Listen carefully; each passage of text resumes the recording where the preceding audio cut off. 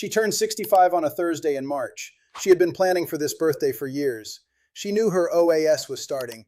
She knew her workplace pension was already running. She had a decent RRSP and a TFSA she had been contributing to since 2009. She felt prepared.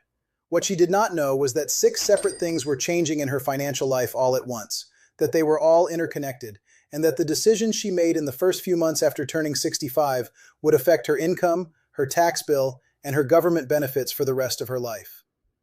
By the following April, she owed $3,400 in tax she did not expect. Her GIS application had been rejected because she had made an RRSP withdrawal that pushed her income above the threshold.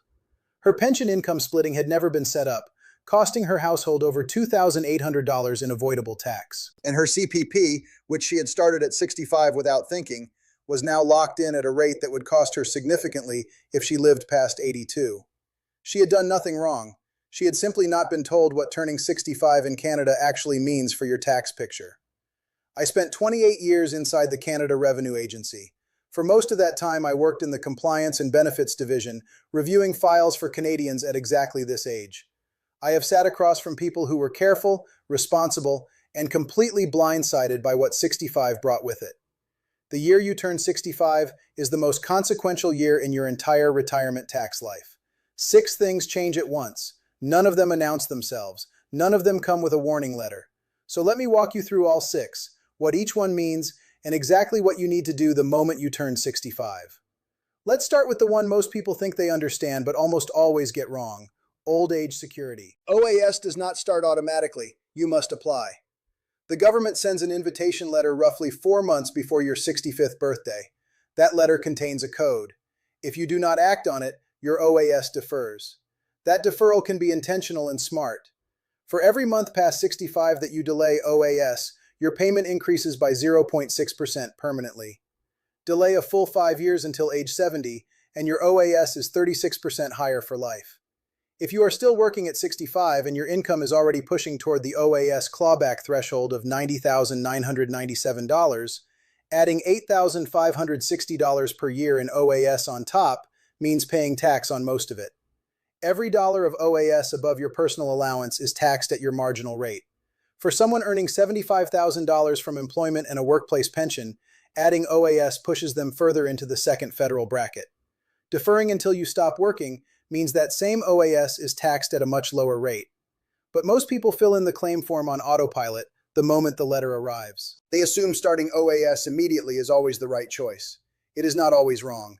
If you genuinely need the income, take it. If your health is poor, taking OAS at 65 makes sense. The break-even point for deferring to 70 versus taking at 65 is approximately age 81. But here is the specific reason 65 is the moment to think carefully. If you are still working and do not need the income, spending 10 minutes asking yourself whether to defer could be worth thousands of dollars over your lifetime. Do not fill in the form on autopilot. Think first. Second thing that changes at 65. GIS eligibility opens. The Guaranteed Income Supplement is a monthly benefit paid to low-income OAS recipients. For 2024, the maximum monthly GIS for a single person is approximately $1,065. Combined with OAS, a low-income single retiree can receive over $21,000 per year in government benefits.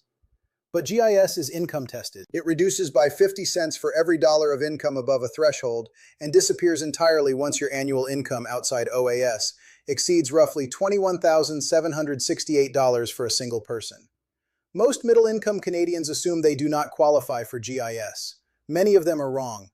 The income calculation for GIS is based on your prior year net income, excluding OAS. If you had a low-income year, perhaps your last year of part-time work, or a gap year before pension income started, your GIS eligibility for the following year could be significant. I sat with a man, call him Frank, who retired at 64 after a health issue forced him to stop working. His income in his final working year was only $28,000. He turned 65 the following year. Based on his prior year income, he qualified for partial GIS of about $340 per month. Over 12 months, that was $4,080 in benefits he was entitled to.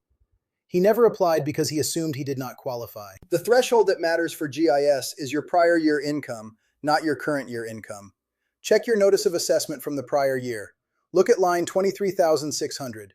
If your net income outside OAS was below the threshold, apply for GIS when you apply for OAS. The calculation is done for you. The cost of not applying is the full benefit every month until you do. Third thing that changes at 65. The age amount credit activates. The age amount is a non-refundable federal tax credit worth up to $1,318 per year for anyone 65 or older. Most provinces add their own version on top. Combined, the credit is worth approximately $1,500 to $1,600 per year, depending on your province. But it starts phasing out once your net income exceeds $42,335 and disappears entirely above approximately $100,000. The age amount effectively raises your tax-free threshold at 65. Combined with the basic personal amount of $15,705, a single person over 65 can shelter approximately $24,495 of income from federal tax. For a couple, both over 65, the combined threshold approaches $49,000. If your income is structured correctly, drawing from the right accounts in the right order, a significant portion of your retirement income can be tax-free simply because you are now 65 and entitled to credits you were not entitled to the day before. If you cannot use the full age amount because your tax owing is already zero, you can transfer the unused portion to your spouse on Schedule 2. That transfer costs nothing and can eliminate tax your spouse would otherwise pay. Fourth thing that changes at 65. Pension income splitting becomes available. If you are 65 or older and receiving eligible pension income, you can transfer up to 50% of that income to your spouse for tax purposes on Form T1032. Pension income splitting is not available before 65. The moment you turn 65, if you or your spouse receives eligible pension income from ARRIF, a workplace defined benefit pension, or an annuity, the splitting option opens. A couple, call them William and Dorothy. William turns 65. His workplace pension is $44,000. He starts OAS of $8,560. His CPP is $14,000. Total income is $66,560. Dorothy has CPP of $9,000 and OAS of $8,560. Her total is $17,560. Without pension splitting, William pays federal tax on $66,560 after his basic personal amount and age amount credits. His tax bill is approximately $8,200 federally. With pension splitting, William transfers $22,000 of his workplace pension to Dorothy's return. His income drops to $44,560. Dorothy's rises to $39,560. Both are now in the lowest federal bracket. Their combined federal tax bill drops to approximately $5,100. They save $3,100 per year simply by filing Form T1032. Over 20 years, that is $62,000 staying in their household instead of going to the CRA. The form is filed annually with your tax return. It is one page, it takes 15 minutes, and it is available from the moment both of you are 65. If you are turning 65 this year and your spouse is also 65 or older, pension income splitting should be part of your first retirement tax return. Fifth thing that changes at 65. Your CPP timing decision window shifts. The moment you turn 65 and have not yet started CPP, you are in deferral territory. Every month you delay past 65 increases your CPP by 0.7%. Delay a full 5 years until age 70, and your CPP is 42% higher permanently. The break-even age for deferring from 65 to 70 is approximately age 82. But here's the decision most people make incorrectly at 65. They start CPP because they feel they should, because they have reached the standard age, because the application is in front of them. They do not ask whether starting now is actually the best financial decision for their specific situation. I sat with a woman, call her Carol, who turned 65 while still working part-time. She was earning $38,000 per year. She also had OAS starting, a RRIF she was drawing minimally from, and a small workplace pension. When the CPP application arrived, she filled it in immediately and started receiving $940 per month. That CPP was fully taxable. Combined with her other income, her total was $82,000. She was paying 26% combined tax on her CPP. If Carol had deferred CPP until she stopped working at 67, her monthly payment would have been about $1,067. And when she eventually received it, her income from other sources would have dropped significantly, meaning a much larger portion would have been sheltered by her personal allowance and age amount credits. The 2-year deferral would have cost her approximately $22,500 in payments she did not receive while working. But the higher payment for the rest of her life, combined with the lower tax rate in retirement, would have recovered that cost by age 79. She did not know the calculation existed. She started CPP because the form arrived. Sixth thing that changes at 65, and this is the one that caught the woman I mentioned at the start. Your tax code and withholding structure changes entirely. At 65, you may have multiple income sources, each withholding independently. Your workplace pension withholds tax. Your RRIF administrator withholds tax. But neither of them knows about your CPP. Neither knows about your OAS. Each source withholds based only on its own payment. When you file your return in April, all those sources are combined. If the combined total pushes you into a higher bracket than any individual source anticipated, the withholding from each source was not enough. You owe the difference. The woman I mentioned at the start had 4 income sources in her first year at 65. OAS of $8,560, a workplace pension of $32,000 with withholding calibrated only to that pension, CPP of $11,000 with no withholding at all, and a partial RRIF withdrawal of $14,000 with minimal withholding. Her total income was $65,560. The combined tax on that income was significantly more than the sum of what each source had withheld individually. The gap was $3,400. She owed it all in April. The fix is to request additional withholding on your workplace pension, or RRIF, to account for all your income sources combined.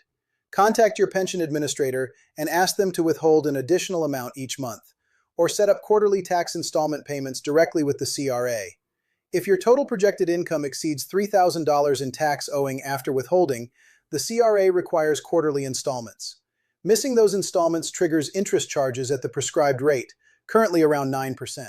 Now let me bring all 6 together because the thread running through all of them is the same. 6 things change at 65. They change simultaneously, and they interact with each other in ways that are not obvious unless you understand all 6 together. OAS starts and adds taxable income that changes your tax code and potentially triggers GIS loss. CPP timing affects how much additional income lands on top of everything else. Pension splitting determines how much of that combined income stays in lower brackets. The age amount credit determines your effective tax-free threshold, and your withholding structure determines whether you face a surprise April bill or a comfortable refund. None of these work in isolation. They all affect each other. The woman from the beginning of this video eventually sorted everything out. She filed a T1 ADJ to correct her first retirement return. She set up pension income splitting with her husband. She adjusted her RRIF withholding to account for all her income sources, and she deferred her CPP application for 1 more year to increase her payment slightly. But she wishes more than anything that someone had sat down with her before she turned 65 and explained what was coming. Not after the tax bill arrived, before. So here is what I would suggest you do if you are turning 65 this year, or if you turned 65 in the last year or two and have not reviewed your full income picture. First, before you apply for OAS, ask yourself whether you actually need the income right now. If you are still working, or if your income is already near the OAS clawback threshold, consider deferring. The decision takes 10 minutes. The financial impact lasts for decades. Second, check your prior year notice of assessment before applying for OAS. Look at line 23,600. If your net income outside OAS was below the GIS threshold, apply for GIS at the same time. Do not assume you do not qualify. Third, if you are married and either of you receives eligible pension income, file Form T1032 with your first retirement tax return. Pension income splitting is available from the moment you turn 65, and most couples never use it. Fourth, contact your pension administrator or RRIF provider and ask them to adjust your withholding to account for all your retirement income sources combined. Give them a rough estimate of your total annual income and ask them to calculate a monthly withholding that prevents a large April bill. And fifth, do not start CPP on autopilot. Look at your current income, look at your savings, look at your health and family history. Decide deliberately. The CPP application is not a deadline, it is an option, and every month you delay it after 65 increases your payment by 0.7% permanently. The CRA does not send a letter at 65 explaining all of this. Service Canada does not call to walk you through the interactions between OAS, GIS, pension splitting, CPP timing, and you're withholding. The system processes what you file and pays what you claim. What you miss stays missed. I should say clearly, I am a retired civil servant, not a licensed financial advisor. For your specific situation, consult a regulated financial planner or CPA who works in retirement income planning. What I have given you here is the framework, the 6 things that change at 65, the decisions that matter, and the deadlines that cannot be undone. The woman who owed $3,400 on her first retirement return eventually got her picture in order, but she spent 18 months recovering from decisions she made in the first few months after her 65th birthday, decisions she would have made differently if someone had explained the rules before they applied. That is the part that stays with me. The rules existed. The credits were available. The strategies were legal and straightforward. She just needed someone to explain them before the year began.